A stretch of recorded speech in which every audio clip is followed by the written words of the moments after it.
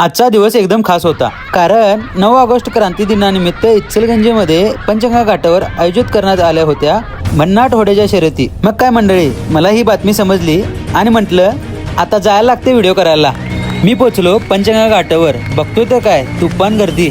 घाटाचा परिसर अक्षरशः माणसाने भरून गेला होता।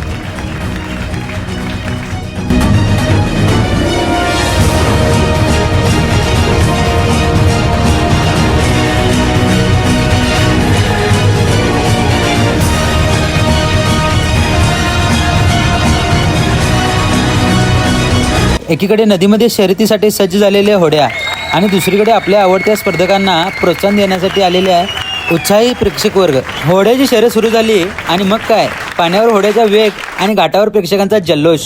प्रत्येक होडी पुढे जाण्यासाठी स्पर्धक जोरदार प्रयत्न करत होते आणि प्रत्येक क्षणाला उत्सुकता वाढत होती।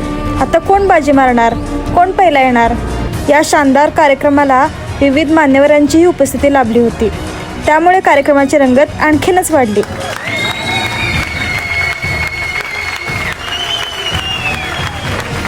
आणि मंडळी, शर्यत संपल्यानंतर आता सगळ्यांचे लक्ष लागलं होतं ते निकालाकडे।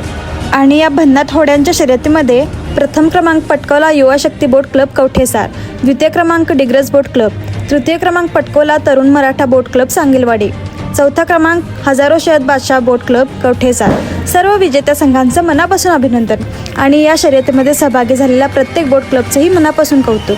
खरं सांगायचं झालं तर पंचगंगा घाटावर आज फक्त होड्यांची शर्यत नव्हती, तर आपल्या इचलकरंजीच्या उत्साहाची, एकजुटीची आणि परंपरेचीही झलक पाहायला मिळाली।